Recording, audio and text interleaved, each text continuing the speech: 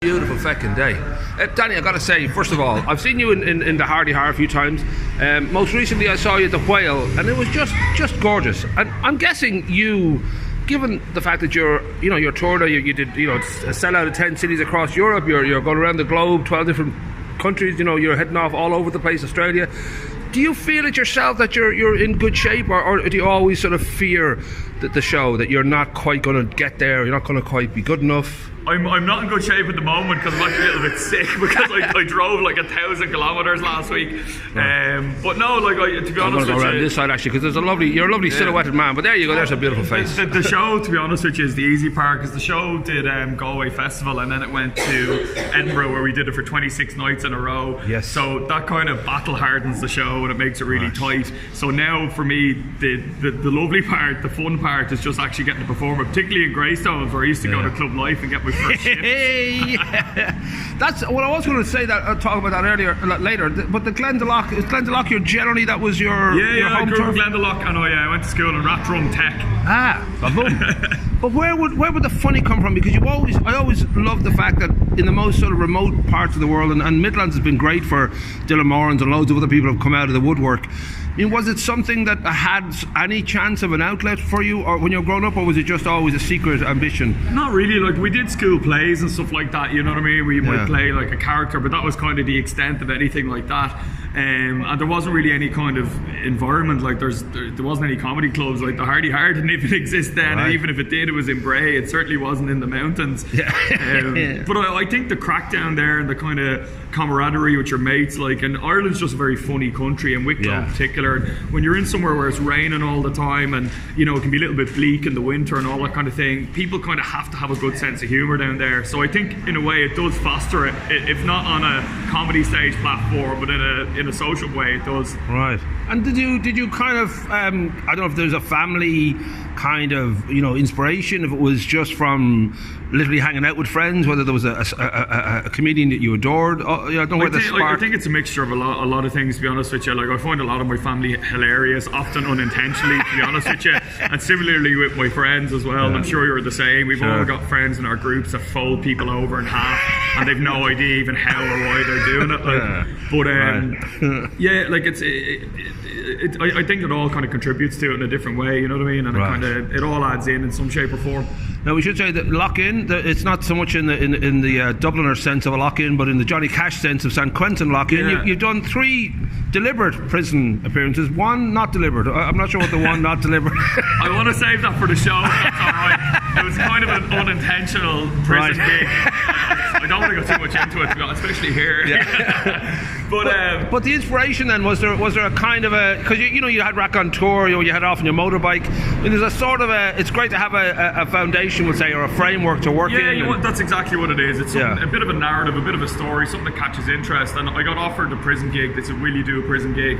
I wanted to do it as an experience. And then the first prison heard that I was doing a gig and they got in contact with me. So then I got booked for 2 and I haven't done any. So I was stressed out going, geez, how do I even start this? And then I got another one and it all kind of fell into place. But in the time frame of doing the 3 of them, I ended up at 3 lock-ins here in Dublin City Centre unintentionally in the same night, and then the following day had to do one of the prison gigs with the worst hangover of my adult life. And so that's where there's connection, and there's kind of a bit of stuff around remorse and stuff. Like last year's Rack on Tour was a little bit more heavy in the whole personal sense, but this show was just kind of good crack from start to finish with a good narrative. I'm guessing it's hard to get sympathy from prisoners about having a hangover. So I think it's something they would happily have if they could. I'd love to have a hangover. Yeah, exactly. I'd love to be out. I'm guessing also no walkouts with a prison gig. That's a good thing. There actually was 1 or 2. A couple of lads went for a smoke, which was a bit hurtful, to be honest with you. So it does, from the outside, it looks like things are really happening, because you're selling out these long runs in Edinburgh, you're selling out Galway, you're selling out, you've got your 10 city tours instead of Europe, and you're going to places like Australia and all that, and Singapore and all that are asking you to perform.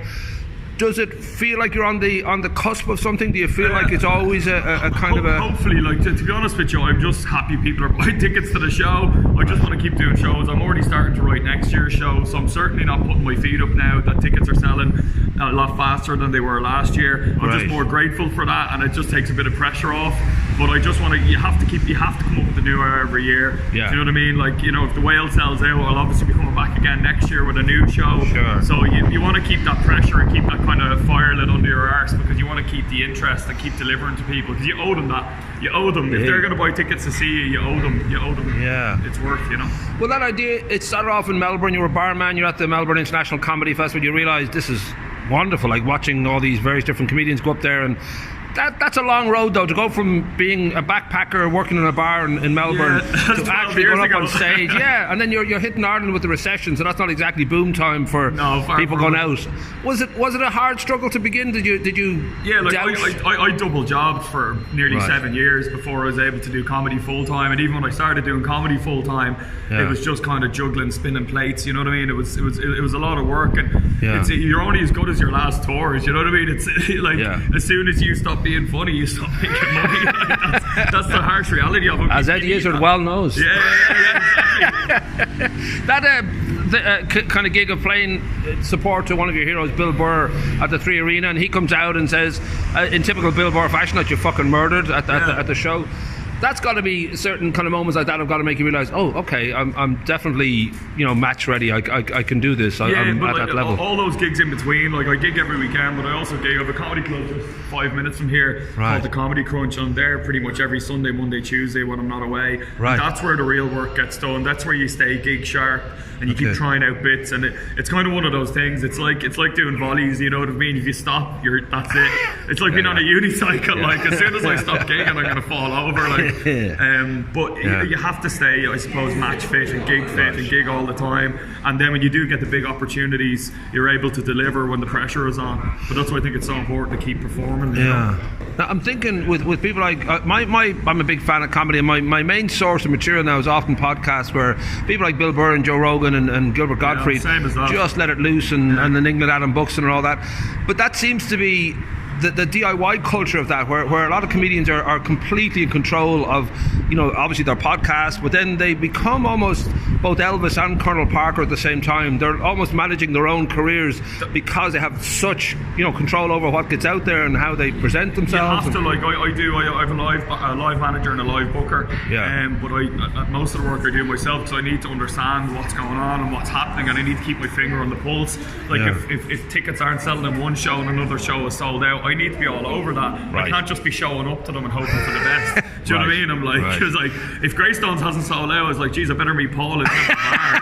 Why is Greystones? Why is Wicklow not sold out? What's going on? Like, but that side of it, then, I don't know if it's because it is working out. It must feel pretty good, or is there? Because any management becomes with a certain amount of stress of, you know, if you have a party in your house, you can get stressed about, will people turn up? Yeah. I mean, on a scale of like when you're doing a tour, you've got that in loads of towns. I don't know whether it's each show is like a different project. You know what I mean? It's not like it's a tour. Like each individual venue and town and theatre and place is a totally different, separate entity. Right. So you gotta, and some of them will take different kinds of hustle. Some of them will sell out straight away. Some won't. Some venues, people show up on the night, and the worst thing ever is when it's not selling no tickets. That's not the biggest fear. The worst thing is selling 2 tickets.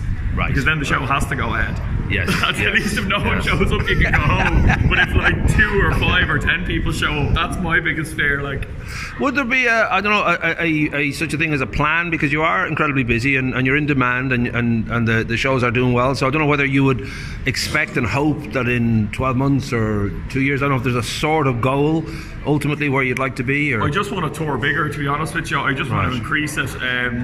I just want to do bigger tours. I want to try and do more venues, and that's pretty much it. Like, I think the goal is to create a new hour every year that was better and different than the hour before.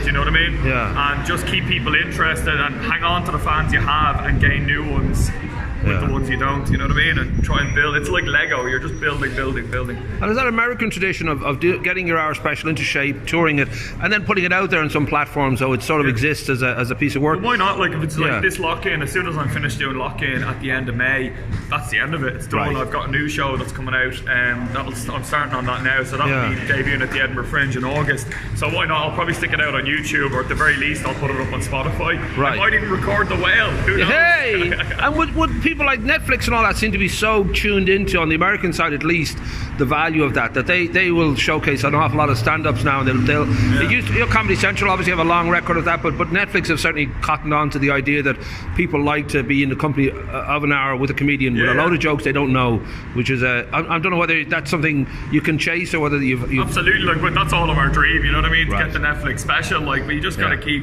I think Netflix comes for you don't come for Netflix, you know what I mean, just keep working, and then if they pick it up, they pick it up, you know. So the last thing would be, I don't know what kind of gives you your giggles at the moment. I don't know whether you are going down the podcast route, whether there's certain shows you're looking at, or whether it's your own material and friends' material that's kind of giving you the biggest kick.